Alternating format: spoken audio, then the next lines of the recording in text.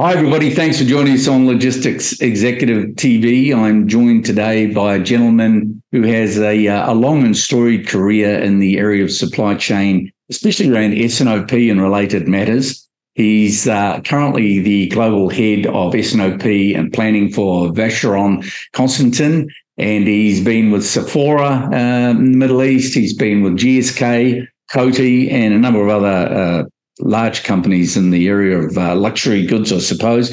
Without further ado, I'm joined by Kieran Markham. Kieran, thanks for joining us on the show. Amazing. Thanks, Kim. Pleasure to be here. Sunny morning in Geneva, where I'm coming from this morning. But, Lovely. Yeah. Lovely fresh air, no doubt, in the mountains. Oh, yes. It's starting to get a bit crispy. Okay, good stuff. Well, okay, thanks for joining us, as I say, and really want to talk to you today about your views on a number of issues around S&OP, the difference between S&OE, S&OP, and IBP, which are all pretty much related acronyms. Give us a bit of a rundown on the difference between those three elements. Okay, very good. So, let's start from the ground up. Let's start with S&OE, which is sales and operation execution. Typically, people get this confused with S&OP. So S&OEs is more your operational finite tuning, whether that's week on week, month on month, making sure we as a business are in line with our overall S&OP strategy. Right. Takes us that layer up to S&OP, where this is the best business decision-making platform within our executive committee, but we're talking everything which is focused on customer service, which is focused on inventory, and it's typically your monthly or if not quarterly business cycles. And then we have the famous IBP, Integrated Business Planning. This is the next level up, where you ultimately have an end-to-end business executive structure led from the front, where you can start talking about, guys, do we make or buy? Do we need to spend the capital? Do we need to employ these people? It's your bigger, wider conversation. So the way that I like to pitch it is more your triangular approach. IBP at the top, S&OP as your more strategy, and then S&OE at the bottom, where you're making your finite business decisions within S&OP on a weekly or monthly basis. Great. I love the definitions, and I hope the audience, for those who are not necessarily engaged in supply chain all the time, that it gives some clarity around those acronyms that are widely used in the industry. I want to talk about the supply chain triangle: service, cost, cash. Big issues, really major factors in supply chain. How can we juggle them in today's supply chains? What's your perspective?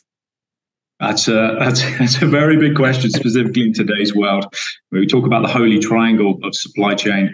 Let's start on cost. Okay, where have we been going in the past few years? There's constant pressures from businesses around productivity savings, and then we've got demands from customers growing. So trying to balance the cost with the demand from customers, keeping that realistic wherever possible.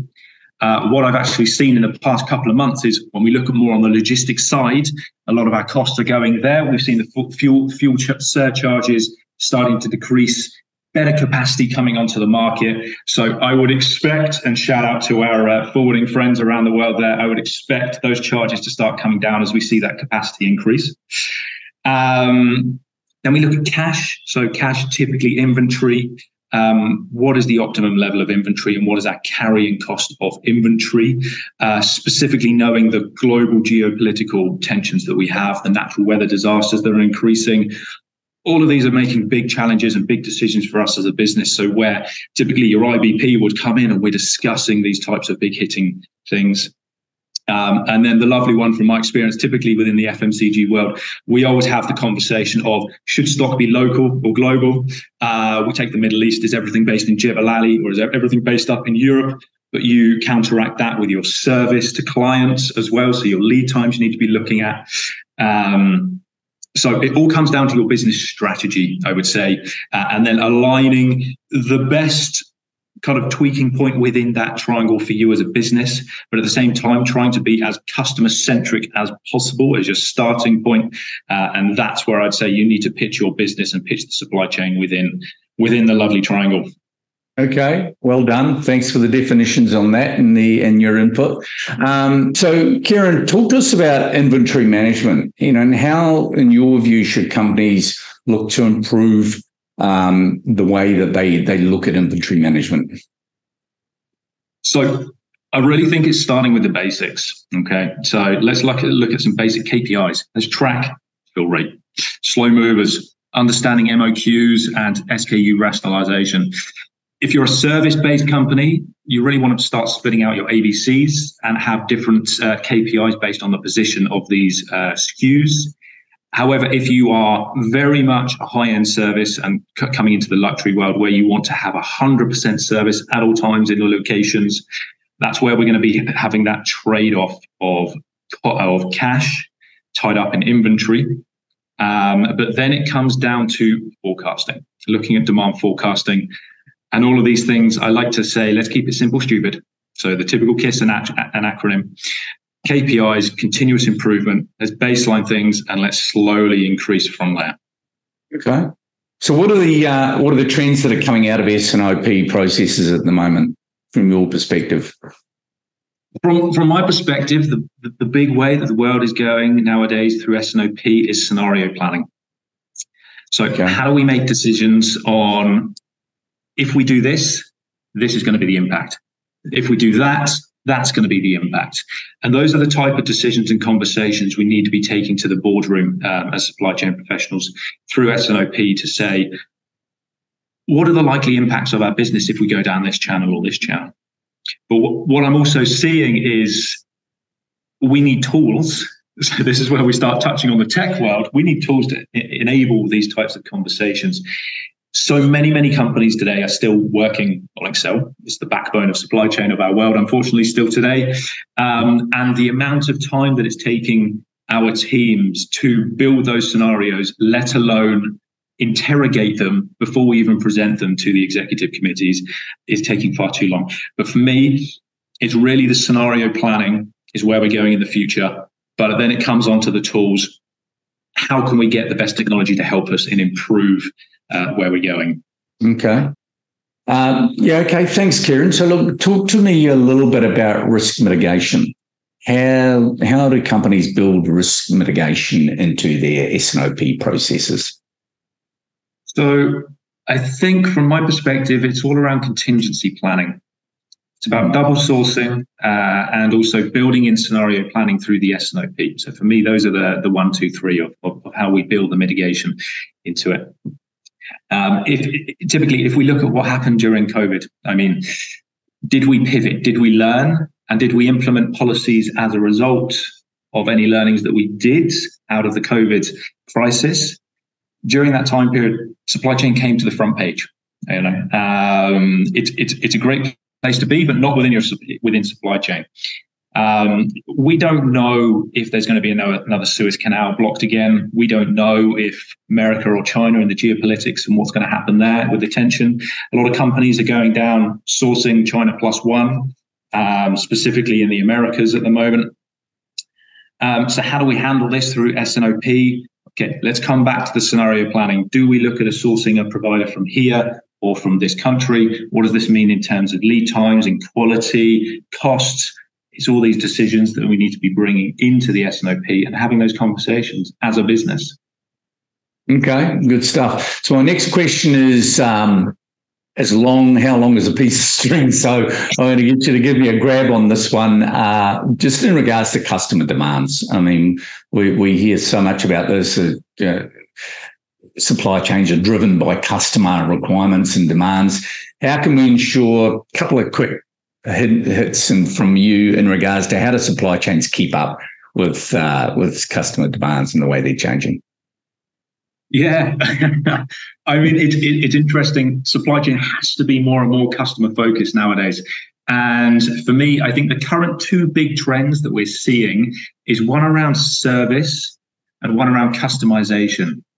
So when we look at service, for me, that's a lot around our USP, and that's how we're attracting our customers and retaining customers today. So if through supply chain, we're able to advertise through marketing, okay, we're promising next day delivery, we're promising 3-hour delivery, Typically, we look at this within the B2C. We look at our last mile. We look at the service of our captains, our last mile captains, and the experience with the client, the other end as well.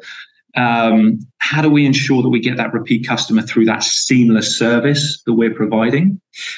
And then when we look at customization, I mean, this is really coming to the forefront and expected from clients. You look at the likes of Adidas, you can walk into one of their stores and customize their shoes right there live with you, or online. High-end luxury retailers are also doing this. You walk into a store, you want something a bit more bespoke rather than off the shelf. They can customize the products there for you as well. So it's all about adding that extra element of service, the experience that your client is getting that allows them to affiliate themselves with your brand.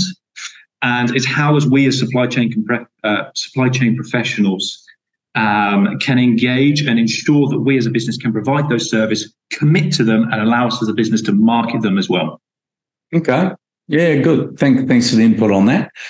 I guess one of the big issues also floating around right across throughout the end-to-end supply chain is the issue of AI, technology, data. I mean, in our executive search practice, particularly in APAC and the Middle East and Africa, where we're the strongest, we're seeing. I'm going to start that question again.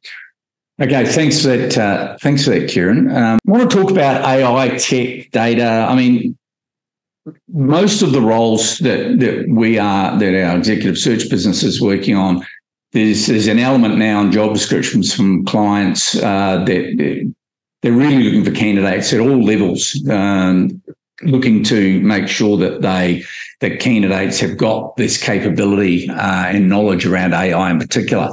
Give me a quick grab on where you think AI is in supply chain at the moment.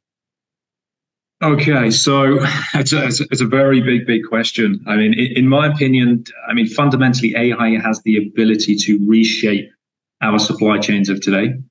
But I strongly believe that we would need to also reshape the organizations around it at the same time. Okay, so typically AI is already here within supply chains, but within a number of the larger organizations, not typically within your medium or smaller businesses.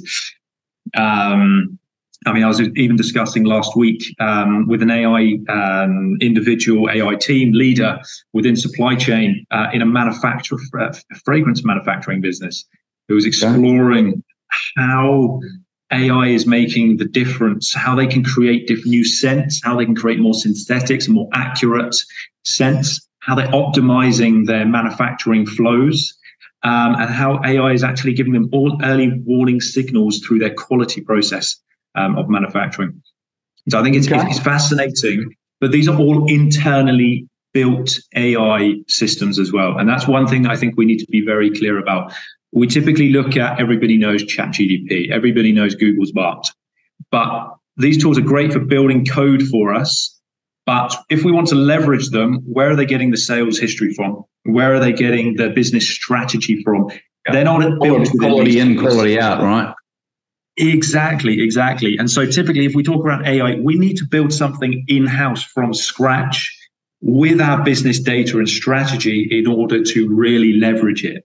We can't just go on the internet and start using these tools and think that we can leverage them within our organizations today, apart from typically building us the code or something like that, which we can learn.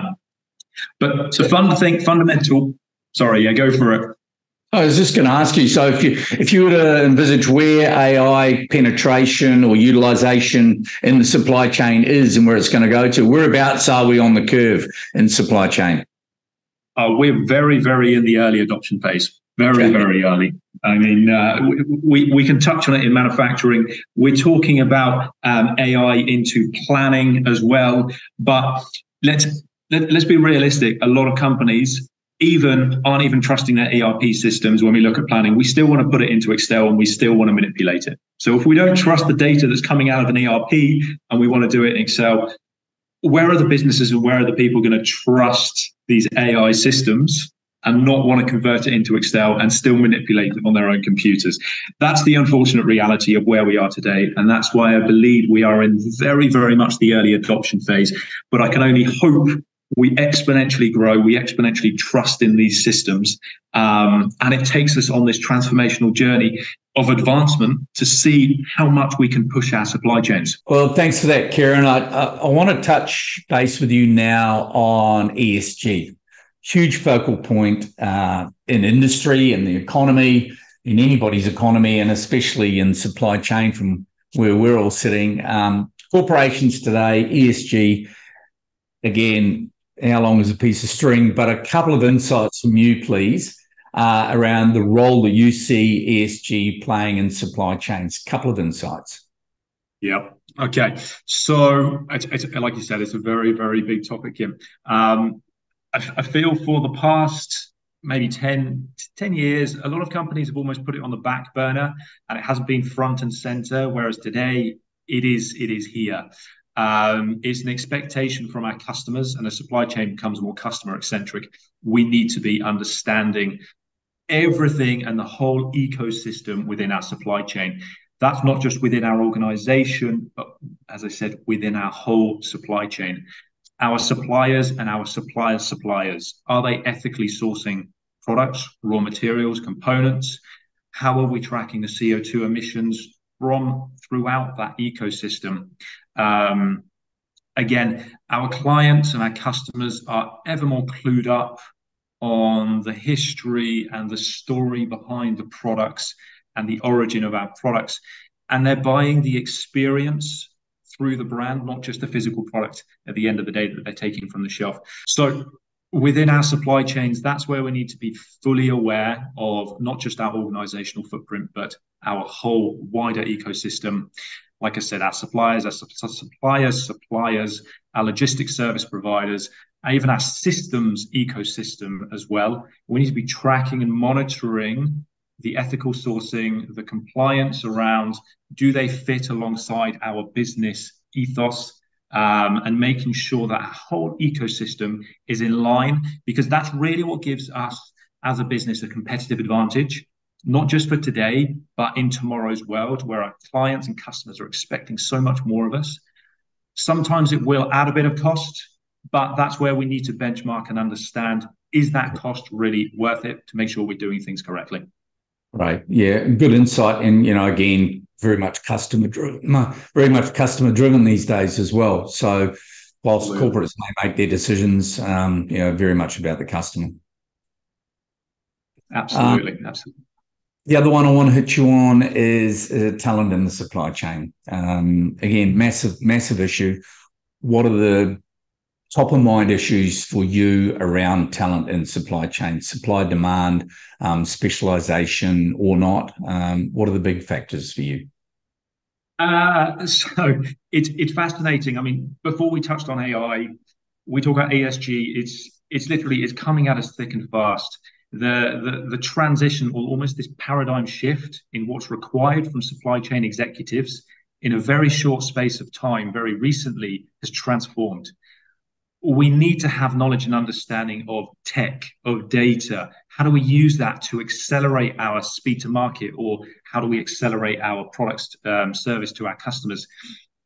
All of these elements are new skills to typically old school supply chain individuals or people, and we need to really upskill ourselves. Technology is advancing at such a rate that people can't keep up, almost to the point that if we choose to adopt technology, a new planning tool, a new ERP system, a new piece of software, it's already outdated by the time we've almost implemented it. And by the time people have learned how to use it, we're already on to the next thing. We look at blockchain. Okay, fine, that's there. Now we're on to AI. Who's caught up about blockchain already? So we're still almost behind ourselves. Yeah, and it brings to mind a conference I was speaking at, God knows, about 10 years ago in Amsterdam at Schiphol. And the conference, the speech that I was giving, some of the notes I had was some data that had come out and said one of the futurists was saying that within 10 years, 80% of people will be doing jobs that they'd never heard of before, or be involved in tasks within roles that they hadn't heard of and the technology had not been developed for. I'm not too sure whether it's quite got to that level yet, but certainly, as I say, we're seeing with the demand from our customers from the executive search side, the requirements for knowledge about fast evolving technology is just enormous. Absolutely. Couldn't agree more. We're on this paradigm shift and it's only going to continue. Okay. Before we wrap, I want to get a couple of quick insights from you also around future of supply chain. What are the big moving trends, issues moving forward in the near-term future? Give us a couple of insights from your side. Okay. I mean, ultimately, we can't predict the future, but I always like to live by kind of a mantra or have this embedded within my teams is typically, okay, we've got to imagine we cannot do today's job with yesterday's methods and tools and expect to be in business tomorrow. So if we apply that to everything we're doing in supply chain today, that's about continuous improvement. That's about systems. That's about upskilling our people. That's about pushing boundaries to see how we can do more, how we can get there quicker, how we can be leaner to be more in tune with the customer journey and the customer demands of tomorrow, not of today, but of tomorrow. Those are the things that give us the competitive advantage. And I think that we're never going to stop having to push our supply chains as they come more to the forefront and center of our businesses of today. Right. Well, thanks for wrapping that. And before we wrap the conversation today, I always like our guests to pass on to our audience any insights that they've got or advice. And in this case, I'd like you to share your views on for aspiring supply chain professionals, whether they're already on the journey or they're looking for aspirational roles ahead. What would be one or two pieces of advice from you for people in or moving up into the supply chain? I would personally say upskill yourself and stay curious. Okay. Don't just look within your organization in terms of the skill sets that are there. Look outside. Connect with people, connect with supply chain professionals, go to conferences, understand, listen to podcasts. There are thousands of tools out there for supply chain professionals. And I think that it's also up to us as kind of leaders in our field to make supply chain sexy at the end of the day. It is the backbone of organizations as far as I'm concerned. And we need to pitch it in that way. And that's how people can get engaged, connect with us, and knowledge share. Okay, good stuff. Hey, look, really appreciate you taking the time this morning to share your insights with us. Kieran Markham, Global Head of S&OP Planning, Vacheron, Constantin in Switzerland. Thanks so much for your input, and we'll look forward to catching up with you again soon. Absolutely, not a problem. Thanks for having me, Kim. Pleasure as always. Thanks, Kieran, and thanks everybody for joining us on Logistics Executive TV. Have a great day.